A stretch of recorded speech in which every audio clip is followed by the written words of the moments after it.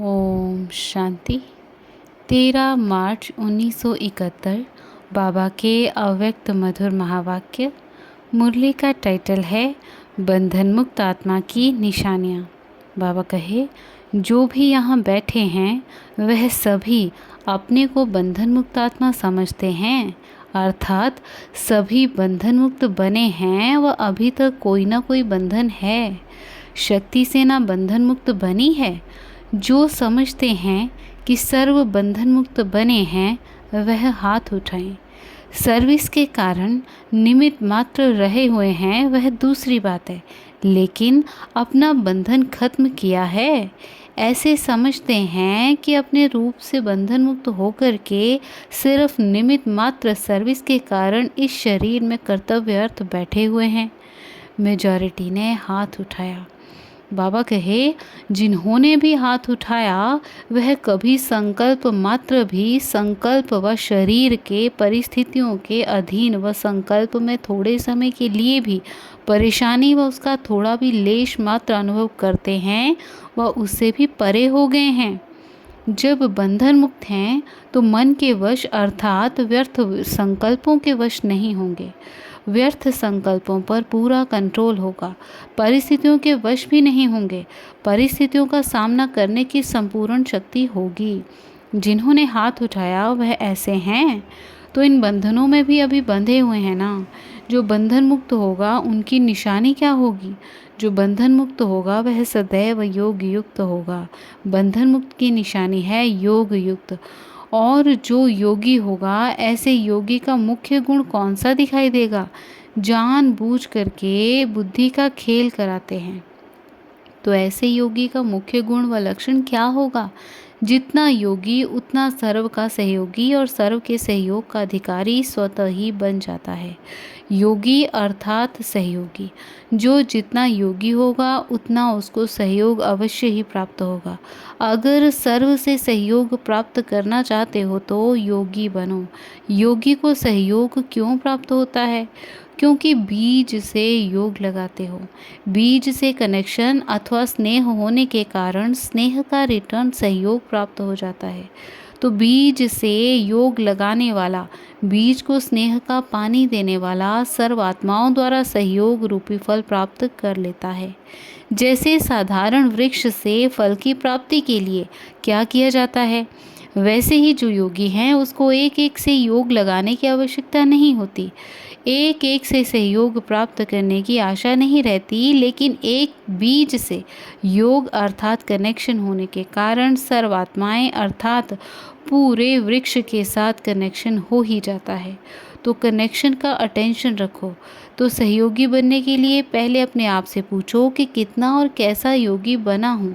अगर संपूर्ण योगी नहीं तो संपूर्ण सहयोगी नहीं बन सकते। ना सहयोग मिल सकता है। कितनी भी कोई कोशिश करे, परंतु बीज से योग लगाने के सिवाय कोई पत्ते अर्थात किसी आत्मा से सहयोग प्राप्त हो जाए यह हो नहीं सकता। इसलिए सर्व के सहयोगी बनने व सर्व का सहयोग लेने के लिए सहज पुरुषार्थ कौन सा है? बीज रूप से कनेक्शन अर्थात योग। फिर एक एक से मेहनत कर प्राप्त करने की आशा समाप्त हो जाएगी। मेहनत से छूट जाएंगे। शॉर्टकट रास्ता यह है, अगर सर्व का सहयोगी सदा योग युक्त होंगे तो बंधन मुक्त भी ज़रूर होंगे। क्योंकि जब सर्व शक्तियों का सहयोग सर्वात्माओं का सहयोग प्राप्त हो जाता है तो ऐसी शक्ति रूप आत्मा के लिए कोई बंधन काटना मुश्किल होगा। बंधन मुक्त होने के लिए योग युक्त होना है और योग युक्त बनने से स्नेह और सहयोग युक्त बन जाते हैं। तो ऐसे बंधन मुक्त बनो।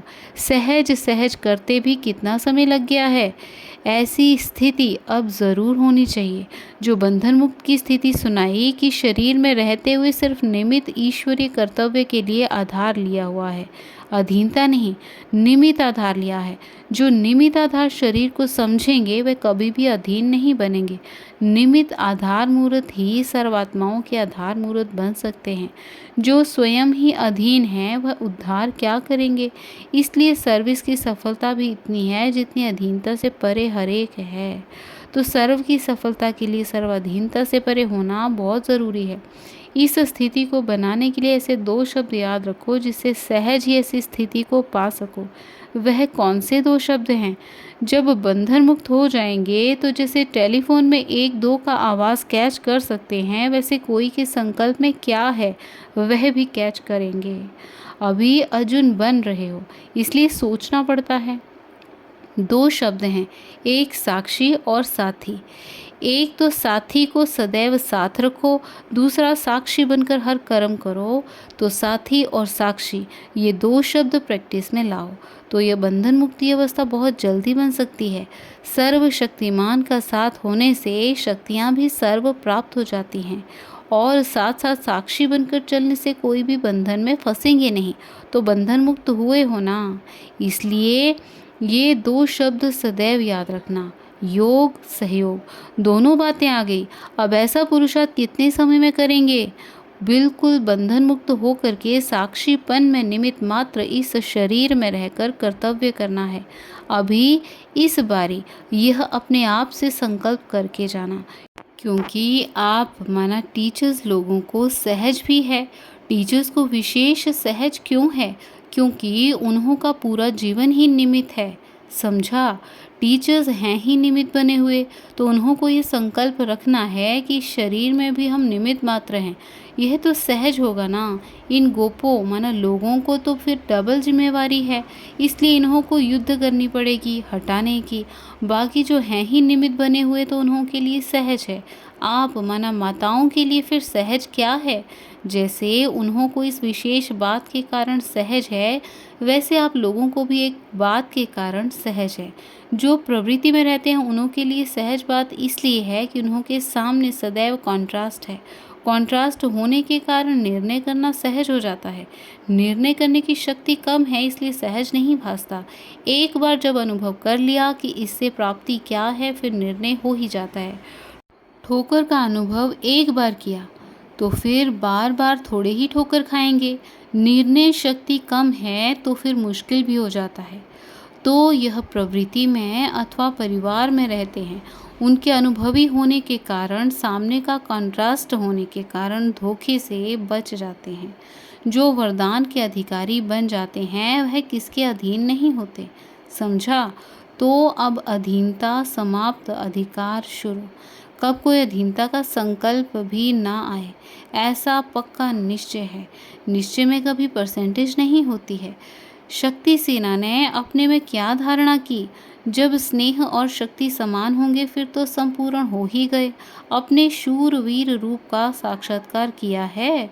शूरवीर कभी किससे घबराते नहीं, लेकिन शूरवीर के सामने आने वाले घबराते हैं। तो अभी जो शूरवीरता का साक्षात्कार किया सदैव वही सामने रखना, और आज जो 2 शब्द सुनाए वह सदैव याद रखना। अच्छा, ओम शांति। ओम शांति।